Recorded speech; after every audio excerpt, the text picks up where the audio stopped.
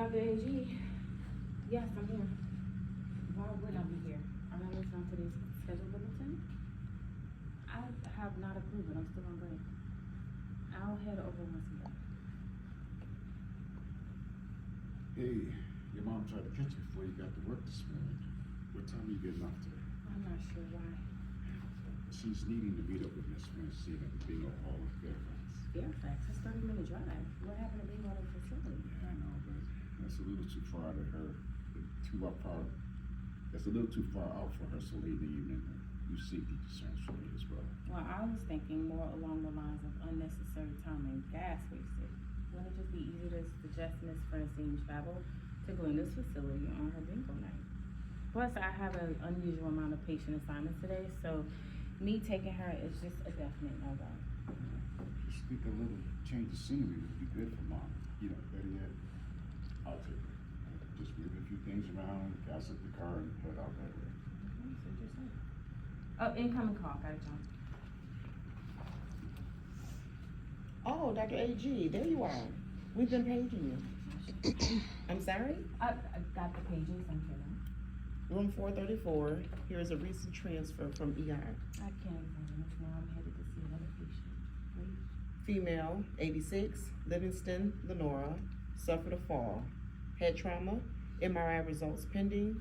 ER put a rush on the results. My preliminary based on the area of trauma, a mild to severe concussion. Her son, Mr. John Livingston, is restlessly standing by. 86, I'll circle back. Very unprofessional. Luckily, no one was in earshot, and it's not the first time. Now, I must say, I haven't received any complaints from fellow staff about any negative behavior patterns as it relates to Dr. Gladstone. However, I plan to do my due diligence in filing yours. If you know what's best, you will. Now, if you'll excuse me, I have patients and staff to attend to.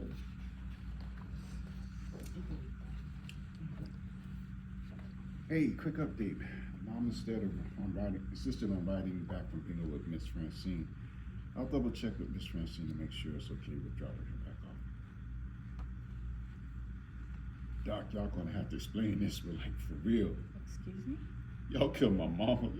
Y'all just left her to die. Okay, sir, please just stop right there, calm down, and explain to me what's going on. You killed her. You killed my mama. She was rushed here this morning. She was fine all morning. They moved her here to you, and now she's dead. Can I get your damn tongue down, Doc? My mama laying lifeless right over there in that small ass box y'all call a hospital room. We've been waiting all morning for you to come see her. Now you here 3 fucking hours later. Sir, we do not condone this type of behavior. Escort him out. Get your hands off of me.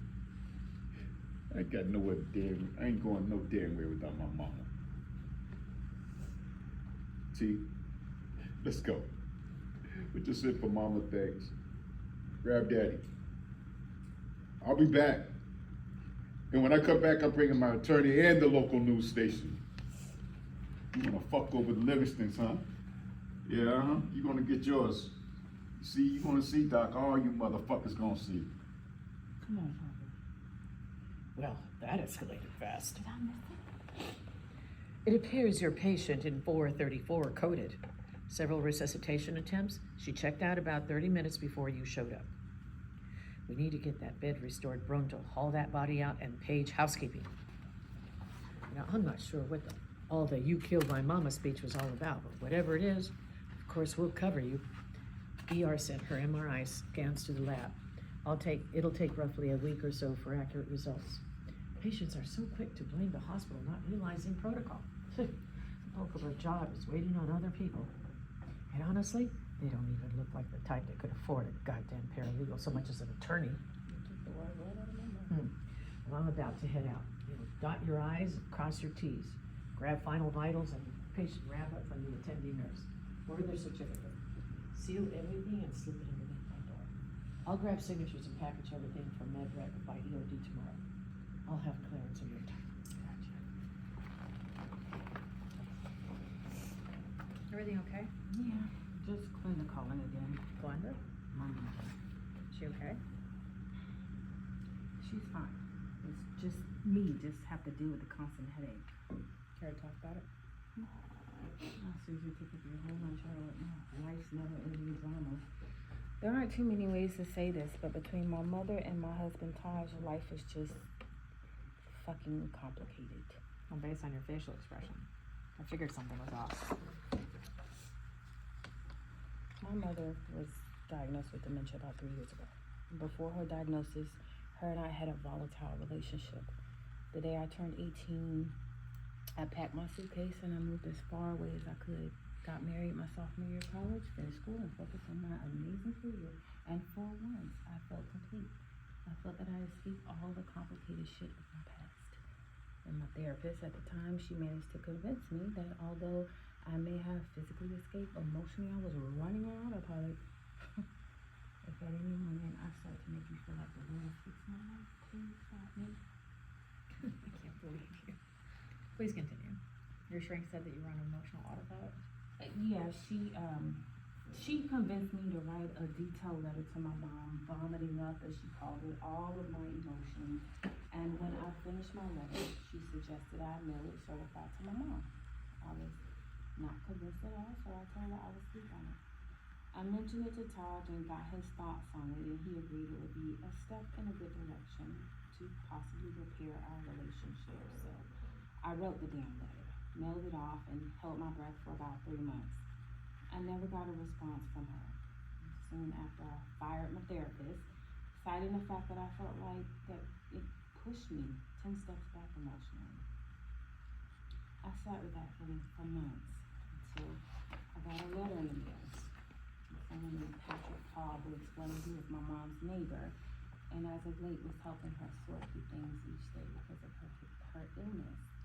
I'm thinking to myself, illness, Patrick's neighbor. Hey girl. His letter was brief. He mentioned an upfront apology for reading my letter. He mentioned he was unaware she had any children and that he only opened it at Glenda's request. He asked her about me and she did not have any children.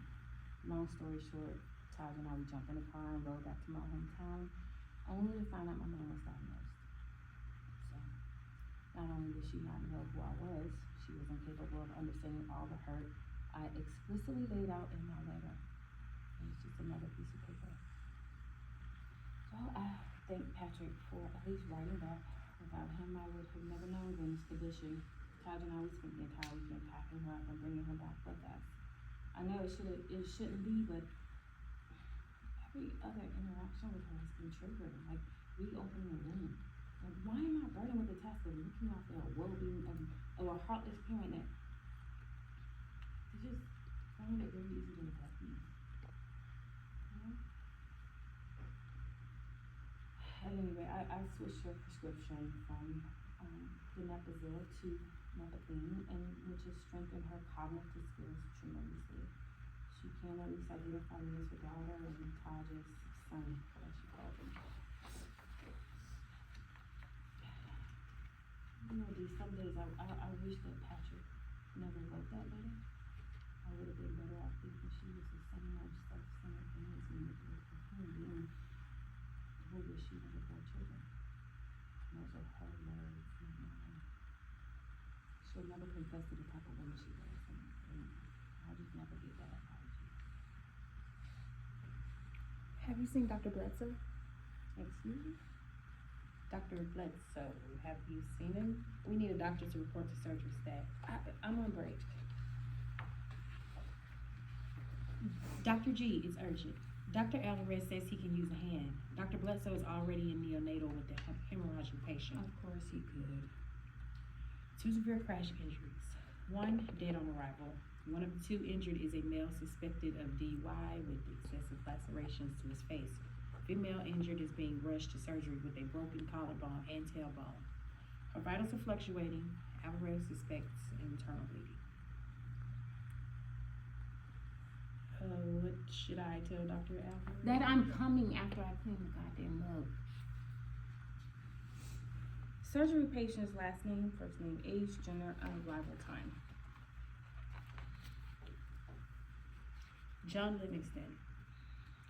Male, 49 years old, arrival 2:50 a.m. Moderate injuries, deep lacerations to the face, vital stable, DUI suspect. Next. 81-year-old female, arrival 2:55 a.m. Emergency surgery patient. Name?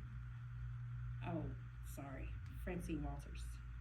Did you say the patient was Francine? Waters. Or did you want the last name, then the first name? No. Where's the dead on arrival station?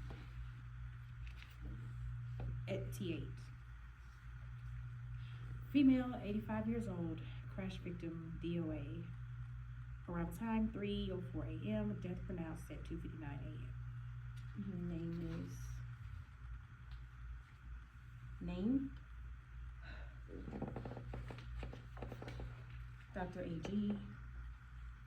Oh, honey, you answered.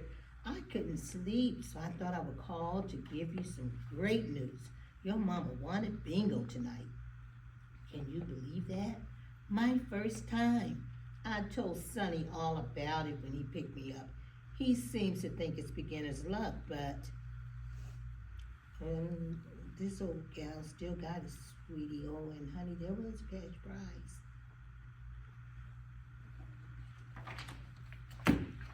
That's his eat.